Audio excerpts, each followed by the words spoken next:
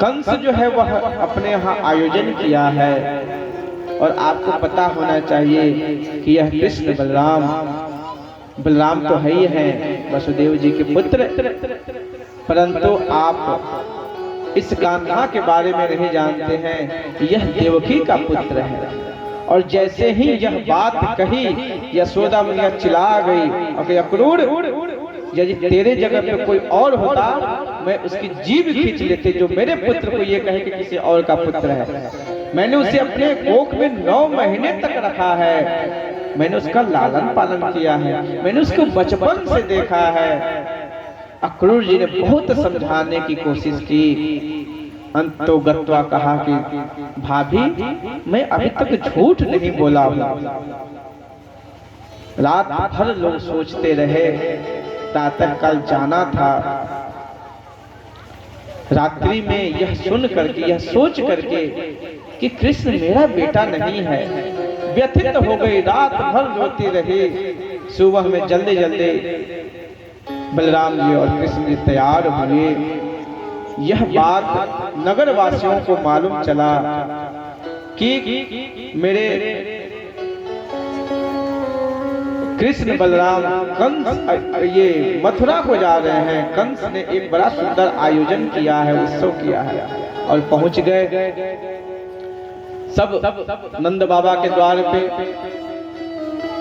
और जब यह बात मालूम हुई कि यह कंस ये कृष्ण जो है और बलराम मथुरा को जा रहे हैं, तो गोप बाल जो थे, जो पुरुष वर्ग था ब्रजवासी, वो सब तो खुश हो गए कि चलो भाई उस मेले में हम सब भी चलेंगे। जो भगवान के बाल सखा थे वो सब भी खुश हो गए। पर वहां की जो गोपिकाएं हैं, ब्रजवामाएं हैं, वह उदास हो गई। करे जिस ठाकुर को देखे बिना हम सबका चैन नहीं लगता, मन नहीं लगता, उसको ये ले जाएंगे। सब जा करके भगवान जब रथ पे सवार होकर के चले हैं तो सब गोपियां रास्ते में लेट गई और भगवान को जाने नहीं देना चाहते। जाकर के भगवान सबको समझाए हैं, सबको मना रहे हैं कि मैं जा रहा हूं और आ जाऊंगा। यशोदा मैया का तो पहले से बुरा हाल है, फिर पुनः रोती बिलखती आ गई कि बेटा तू मेरा पुत्र नहीं है। क्योंकि मैया ऐसा कैसे हो सकता है, मैं तेरा पुत्र हूँ। नहीं बेटा ऐसा तो नहीं है। रोने लगी, करुणा भर गई। माता को किसी तरह से समझाया है भगवान, पर माँ का हृदय तो आप सब समझ सकते हैं एकदम बिल्कुल। भगवान भी अपने को बहुत संभाले, क्योंकि कहा कि मैया मुझे मथुरा जाना है और तुम मेरी मैया हो ना, मेरी खुशी के लिए तो तुम सब कुछ करते रहे, बस आज इस बार कर दो। और समझा बुझा के भगवान गए मथुरा। अब यहाँ गोपियों का ये स्थिति है कि वो तो सो गए, अब जाने न दे उनको। भगवान ने उनको तो समझा लिया। फिर सब गोपियां कुछ चली गई राधा रानी के पास कि राधा तुम कैसी हो, तुम तो कहते हो कि मैं कृष्ण के बिना रह नहीं सकती और तुम यहाँ यमुना तक पे आके बैठी हो। तुमको शायद तुम कहोगे तो तुम्हारी बात को मान लेंगे। राधा जी ने कहा कि मुझे पक्का विश्वास है कि वो मान लेंगे, लेकिन फिर यदि उनको मथुरा जाने में खुशी है, प्रसन्नता है, और भगवान भी खोजते खोजते पहुंच गए। कहा राधे तुम नहीं कहोगे जाने के लिए। राधा जी ने कहा ठाकुर जाओ, और प्रसन्नता के साथ भेजा। राधा जी ने बड़ी अच्छी भावुकता में एक कहा भाव प्रकट किया है कि राजी हूं मैं उसी में जिसमें तेरी रजा। क्यों कि अगर प्रेम की ये पराकाष्ठा है महाराज कि प्रेमी जो है वो अपने प्रेमास्पद के लिए, प्रेम की सबसे सरल परिभाषा है। हम लोग कहते हैं कि हम आपसे प्रेम करते, उनसे करते, उनसे करते, पर यह प्रेम नहीं है। राधा जी ने कहा कि अरे मैं प्रेम करती हूँ, और प्रेम में यदि मेरा प्रेमी जो है वह कहीं अगर मेरे प्रेम से मेरे किसी भी भावना से उसके एक जीवन में कोई विच्छेद मतलब कोई बंधन आ जाए, वो प्रेम कैसा?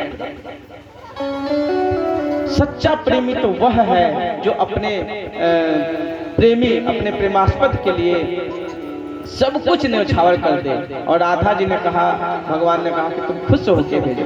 राधा जी ने एक बूंद नहीं आंखों से आने दिया। तब ना भगवान इतना मानते हैं राधा जी को। जाते समय कहे कि मुझे और कुछ नहीं, बस तुम प्रसन्नता से चले जाओ। और ये भक्ति है, अपने इष्ट के जो जिसको मानता है उसकी प्रसन्नता में खुश रहना, ये प्रेम की सबसे सहज परिभाषा है। पत्नी अपने पति को वो जैसे खुश रहे, ये पति का धर्म है, अपने पत्नी जैसे खुश रहे, हर खुश, कोई बंधन ना हो। पिता अपने पुत्र की खुशी के लिए सब कुछ न्यौछावर करता है, तो पुत्र का भी धर्म है कि पिता को बिना मांगे बिना कुछ कहे क्या चाहते हैं, क्या चाहिए।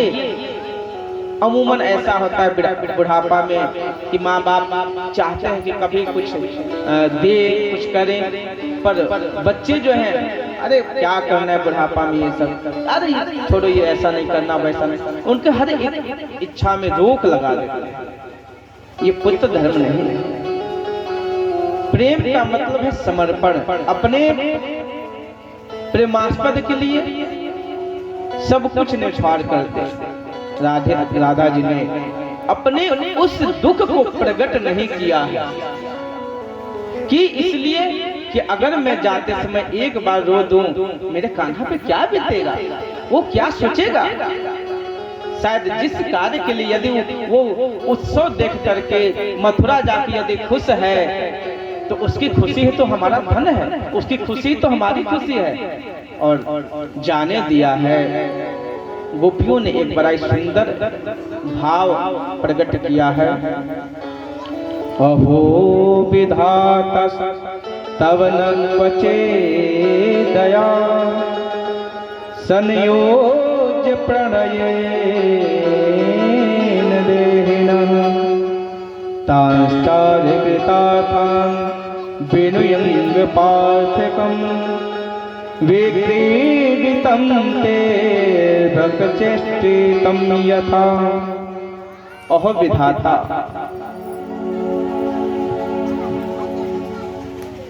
तव न क्वचित दया, क्या तुमको थोड़ी सी भी दया नहीं आई?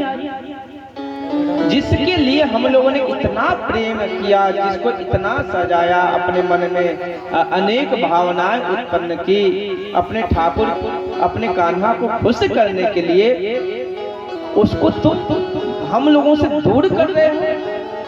इस प्रेम को क्या समझा है? क्या बच्चों का खेल है प्रेम?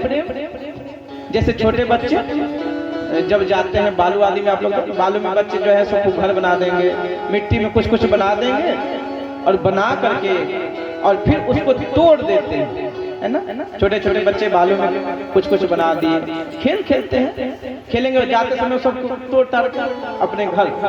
तो कहा कि क्या विधाता तुमने वो बच्चों का खेल समझ रखा है? विक्रीडितं ते अर्भकं चेष्टितं यथा, क्या आपने इसको बच्चों का खेल समझा है?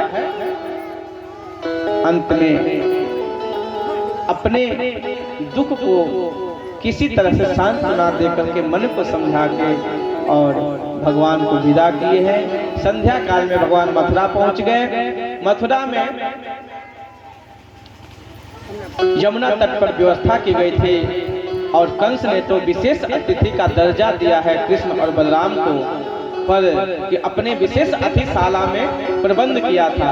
पर भगवान कहे कि मैं जिनके साथ खेलता और उठता बैठता मैं तो उन्हीं के साथ रहूंगा, नहीं गए। और अंत में शाम को हुआ कि चलो थोड़ा घूम के आते हैं।